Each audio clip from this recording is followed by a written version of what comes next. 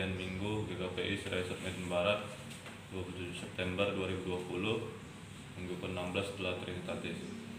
Epistel Lukas 14 ayat 12-14, Evangelium 2 Samuel 9 ayat 1-8.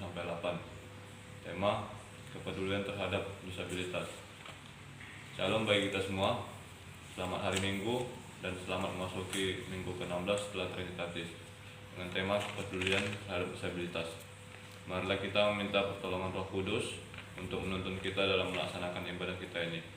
Untuk memasuki ibadah kita, marilah kita bersatu teduh sejenak. Saat teduh dimulai. Mari kita bernyanyi dari Kidung Jemaat nomor 17 ayat 1-4. Tuhan Allah hadir. Tuhan Allah hadir pada saat ini. Mari nyanyikan sama-sama.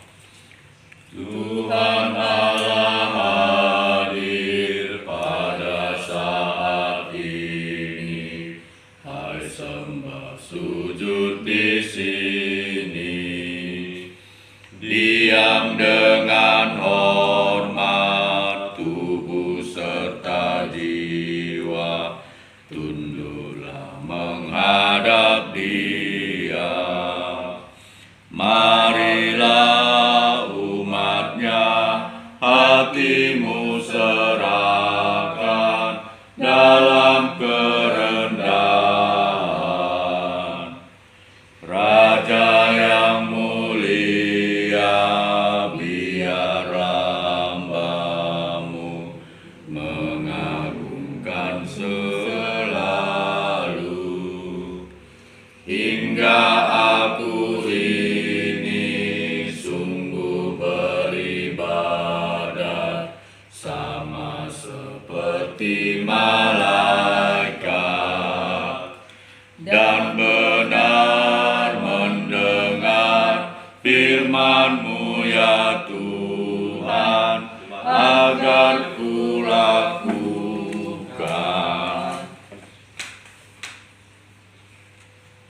Di dalam nama Allah Bapa dan Anaknya Tuhan Yesus Kristus dan Roh Kudus. Amin.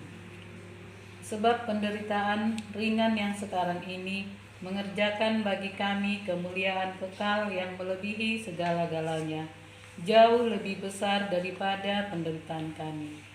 Sebab kami tidak memperhatikan yang kelihatan, melainkan yang tak kelihatan. Karena yang kelihatan adalah sementara, sedangkan yang tak kelihatan adalah kekal.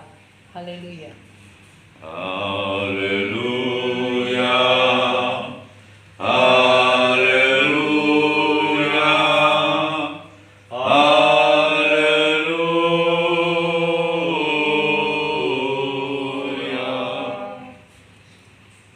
Marilah kita berdoa. Mari kita bernyanyi dari Kidung Jemaat nomor 235 ayat 1. Ku dengar berkat-Mu turun. Ku dengar berkat-Mu turun. Mari kita nyanyikan bersama-sama. Ku dengar berkat-Mu turun, bagai hujan yang lebat, menghidupkan padang gurun, dan menghibur yang penat. Aku pun yang berkati, aku pun. Marilah kita mendengarkan firman Tuhan sebagai pendahuluan khotbah yang tertulis dalam Lukas 14 ayat 12-14. Demikian firman Tuhan. Dan Yesus berkata juga kepada orang yang mengundang Dia, apabila engkau mengadakan perjamuan siang atau perjamuan malam, Janganlah engkau mengundang sahabat-sahabatmu atau saudara-saudaramu atau kaum keluargamu atau tetangga-tetanggamu yang kaya, karena mereka akan membalasnya dengan mengundang engkau pula, dan dengan demikian engkau mendapat balasnya. Tetapi apabila engkau mengadakan perjamuan, undanglah orang-orang miskin, orang-orang cacat, orang-orang lumpuh, dan orang-orang buta. Dan engkau akan berbahagia karena mereka tidak mempunyai apa-apa untuk membalasnya kepadamu. Sebab engkau akan mendapat balasnya pada hari kebangkitan orang-orang benar. Demikianlah pembacaan firman. Penyanyi dari buku ND nomor 716 ayat 3. Dinama molus sandok moluan.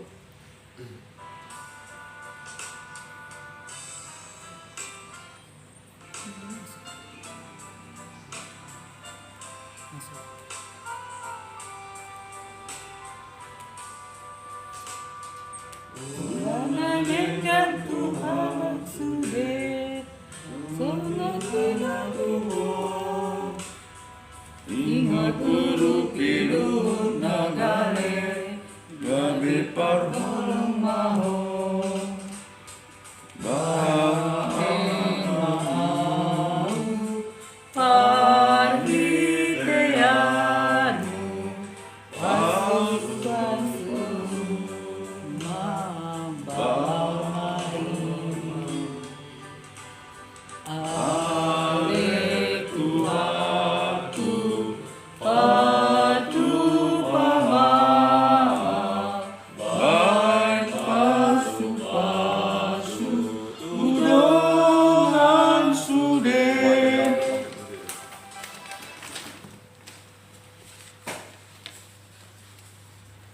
Saudara-saudara yang terkasih di dalam Tuhan kita, marilah kita mengaku dosa-dosa kita kepada Allah Bapa dan memohon pengampunan dosa kita.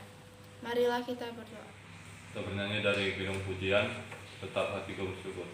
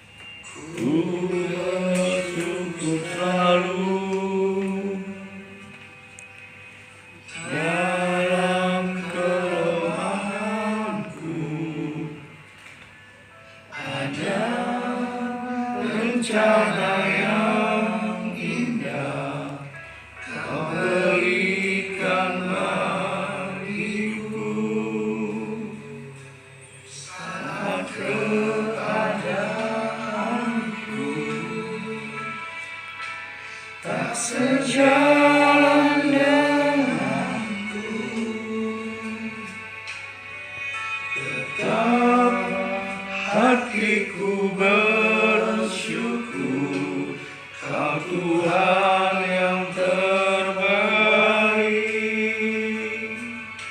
Saat sekelilingku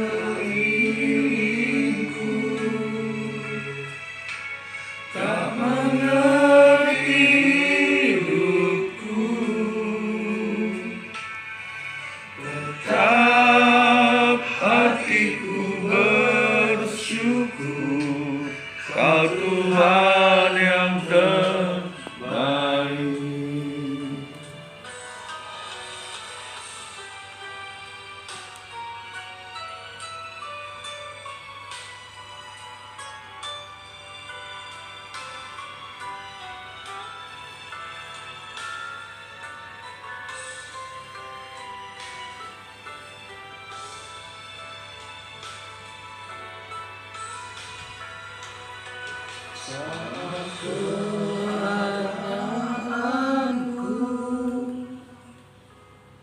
tak sejam denganku,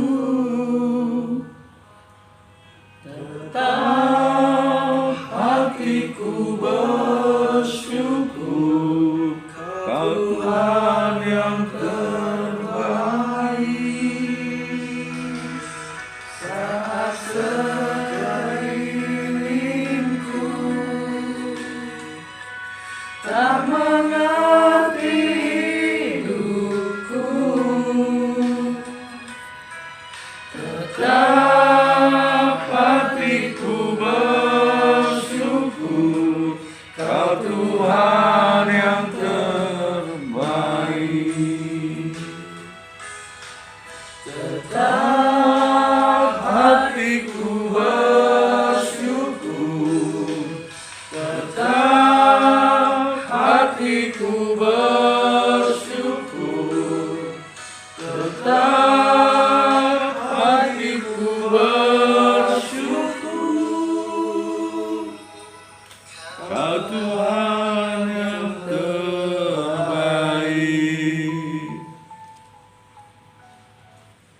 Mari kita mendengar firman Tuhan sebagai petunjuk hidup baru, yaitu Efesus 5 ayat 1 sampai 2. Sebab itu jadilah penurut-penurut Allah seperti anak-anak yang kekasih, dan hiduplah di dalam kasih sebagaimana Kristus Yesus juga telah mengasihi kamu dan telah menyerahkan dirinya untuk kita sebagai persembahan dan korban yang harum bagi Allah. Jika demikian, marilah kita berdoa memohon kekuatan dari Tuhan supaya kita dapat melakukannya. Kita bernyanyi dari Kidung Jemaat nomor 184 ayat 4. Yesus sayang padaku. Yesus sayang padaku. Mari menyanyikan bersama-sama. Yesus sayang padaku dan tetap bersamaku, nanti ku bersamanya, tinggal dalam rumahnya. Yesus Tuhanku sayang padaku, itu firman-Nya di dalam Alkitab.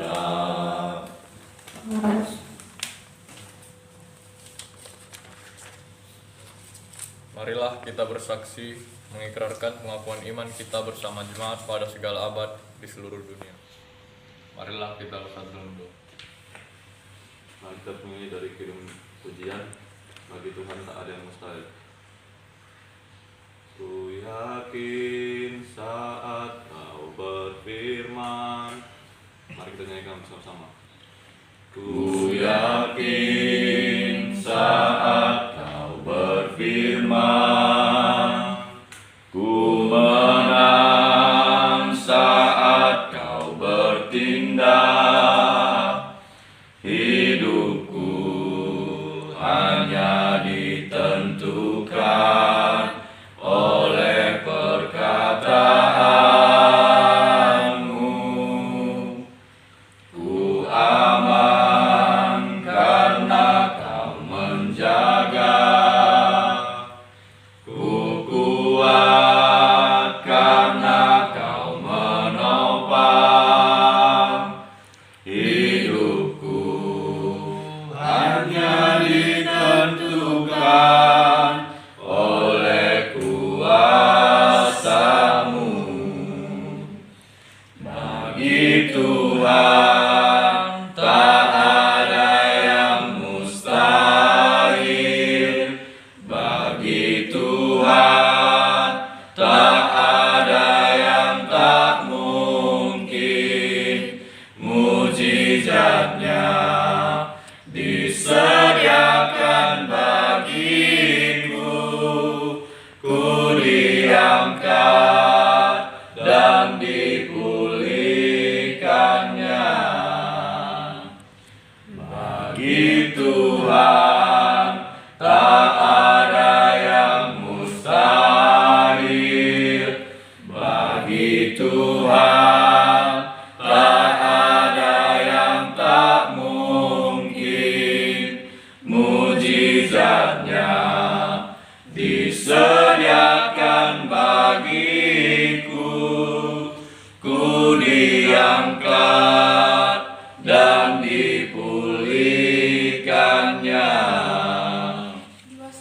39 ayat 1 sampai 8.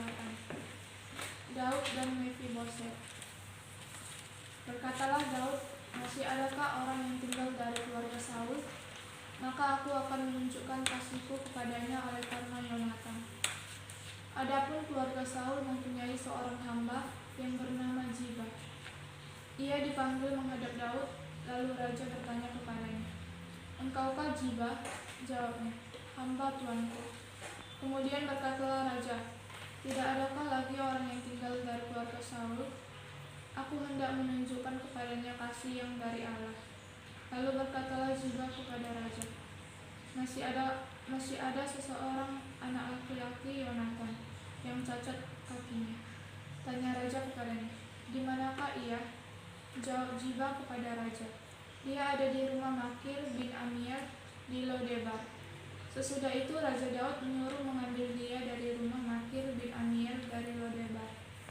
Dan Mefiboset bin Yonatan bin Saul masuk menghadap Daud. Ia sujud dan menyembah.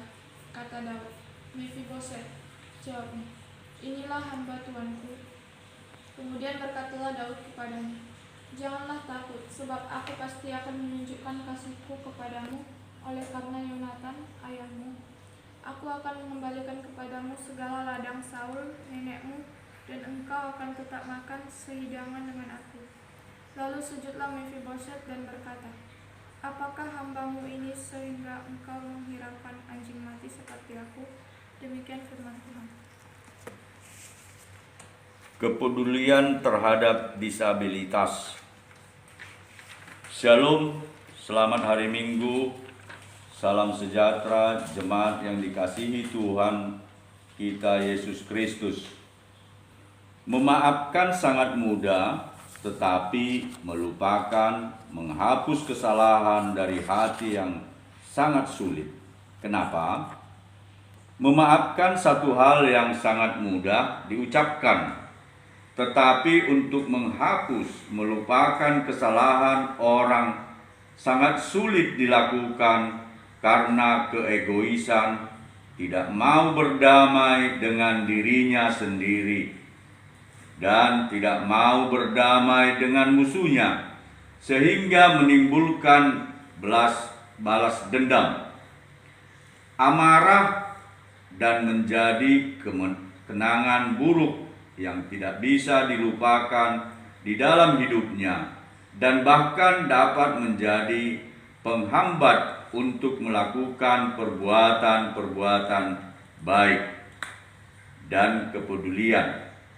Tetapi dalam khotbah pada saat ini tidak demikian yang terjadi, di mana Raja Daud yang dipilih diurapi Allah untuk menggantikan Raja Saul untuk memimpin bangsa Israel, menerima perlakuan yang sangat jahat dari Raja Saul.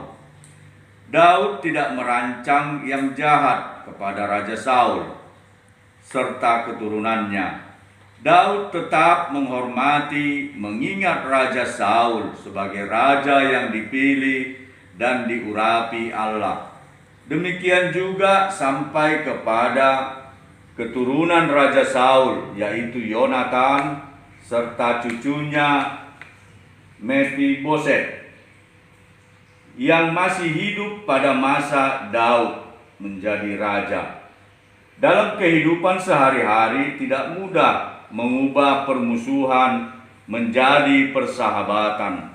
Terkadang permusuhan orang tua merembes dan diwariskan orang tua kepada semua keturunannya, sehingga permusuhan itu berlangsung lama hingga dibawa sampai mati, seperti ungkapan orang Batak yang sering kita dengar, "Mardomu di Tano Rara, bertemu di alam baka."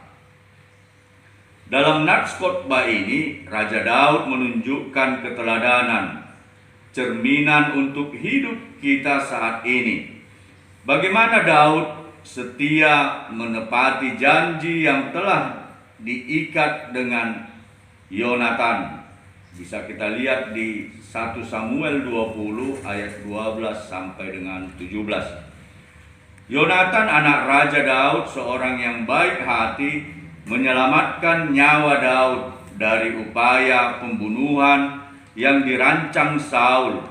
Memang setelah Daud jadi raja, tidak langsung merealisasikan janjinya kepada Yonatan, karena Daud masih bekerja berusaha untuk membangun dan memperbaiki serta membenahi kerajaan Israel yang hancur menjadi lebih baik setelah dikalahkan orang Palestina.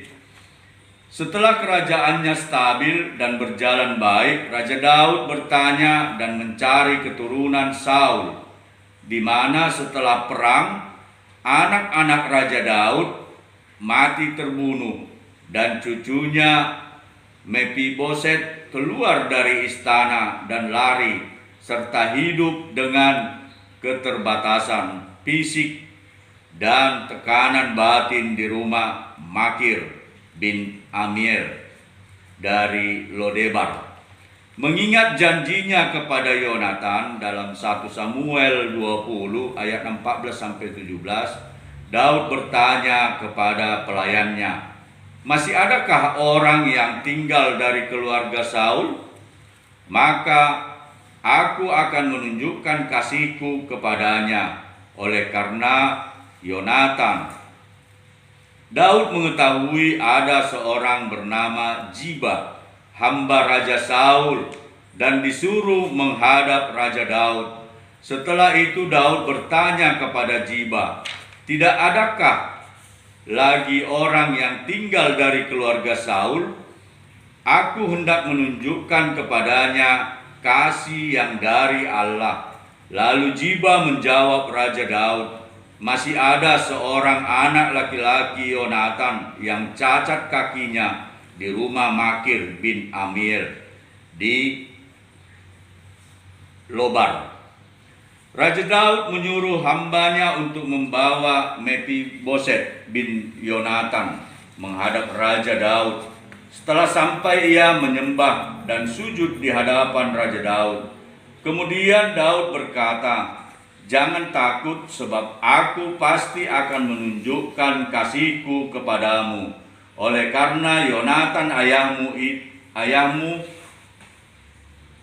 aku akan mengembalikan kepadamu segala ladang Saul,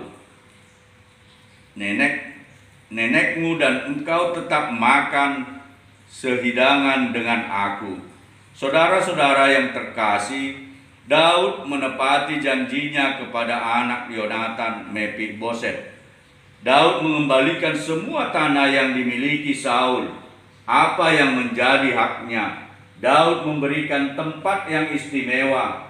Daud mengangkat martabat Mephiboset sebagai anak menjadi satu hidangan dengan Raja Daud. Walaupun Mephiboset tahu ia tidak layak dengan Daud karena ayahnya Saul, sehingga ia sendiri menyamakan dirinya dengan anjing yang mati. Perlakuan dan kepedulian yang dilakukan oleh Daud kepada Mephiboset perlu kita teladani setiap orang yang percaya. Dalam kehidupan kita sehari-hari, yaitu kasih yang tulus, kasih yang tidak bersyarat, yang tidak dapat kita jumpai di dunia ini selain dari kasih Allah yang telah dianugerahkan kepada kita dengan tulus untuk menunjukkan belas kasihan-Nya agar kita orang-orang berdosa menerima keselamatan melalui pengorbanan anaknya Yesus Kristus. Dari sabda Tuhan khotbah hari ini sebagai pengikut Kristus dan orang Kristen yang sejati, marilah kita meneladani dan menyimak beberapa hal yang sangat penting untuk kita lakukan dalam hidup kita. Yang pertama, Render Katz, seorang pemikir Roslanalis abad ke-17 berkata, "Untuk mengenal dan mengetahui apa yang dipikirkan seseorang, lihatlah tingkah lakunya, perbuatannya, bukan perkataannya." Artinya, Banyak orang yang pintar berkata-kata dengan sejuta bahasa yang indah, tetapi bertolak belakang dengan apa yang diperbuatnya. Lebih baik melakukan satu hal yang berguna atau bermanfaat daripada berpidato dengan sejuta bahasa yang indah. Yang kedua, menerima orang lain apa adanya, baik kelebihan dan kekurangannya, mengampuni kesalahan orang lain, kesalahan dibalas dengan kebaikan, dan tidak mendendam akan membuat hidup kita damai. Dan itulah arti kasih yang sebenarnya. Membagi kasih akan membuat hati damai, karena kasih tidak pernah berhitung, tetapi memberi dengan tulus. Seorang penulis bernama Emmett Fox berkata, tidak ada kesulitan yang tak dapat dikalahkan oleh kasih yang tulus. Tidak ada penyakit yang tak dapat disembuhkan oleh kasih yang tulus. Apabila kita dapat mengasihi dengan tulus, kita akan menjadi makhluk yang paling berbahagia dan paling kuat di dunia. Yang ketiga, merenungkan tema minggu kita hari ini, kepedulian terhadap disabilitas. Tema ini mengajak kita gereja untuk peduli kepada penyandang disabilitas dalam Undang-Undang Republik Indonesia Nomor 8 Tahun 2016. Penyandang disabilitas adalah setiap orang yang mengalami keterbatasan fisik, intelektual, mental, sensorik dalam jangka waktu yang lama. Ayat 2, bahwa mereka memiliki hak kesamaan, kesempatan, penghormatan, perlindungan, pemenuhan hak, pemberdayaan, akomodasi yang layak. Gereja harus tetap peduli, memberitakan firman, dan berdiakoni kepada mereka. Gereja harus menjadi rumah bagi mereka yang dapat mengembangkan potensi dan melayani. Adakah kesungguhan bagi gereja peduli dengan program pelayanan kepada panti asuhan, lansia, yatim piatu, dan lain-lain? Tuhan Yesus berkata, sesungguhnya segala sesuatu yang kamu lakukan untuk salah seorang dari saudaraku yang paling hina ini, kamu telah melakukannya untuk aku. Matius 25 ayat 40. Amin. Nah, kita penyanyi dari Kidung Jemaat nomor 437 ayat 2 sampai 5. Ya Tuhan tiap jam. Ya Tuhan tiap jam. Mari kita nyanyikan bersama-sama. Ya Tuhan tiap jam, dampingi hamba-Mu. Jikalau Kau dekat, lenyap penggodaku. Setiap jam ya Tuhan, di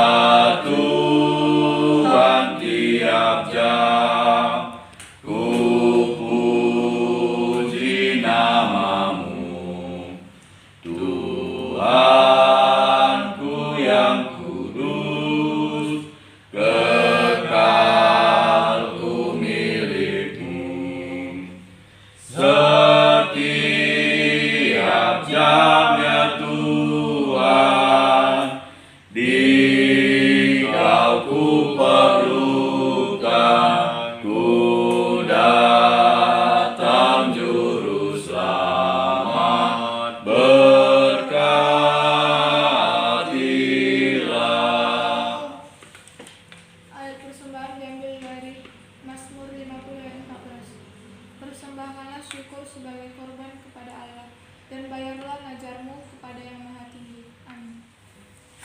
Mari kita bernyanyi dari Pidana Jemaat nomor 363 ayat 2. Bagi Yesus kuserahkan. Tanganku kerja baginya. Mari kita nyanyikan sama-sama. Tanganku kerja baginya, kakiku mengikutnya, mataku memandang Yesus, yang ku puji Dialah. Bagi Yesus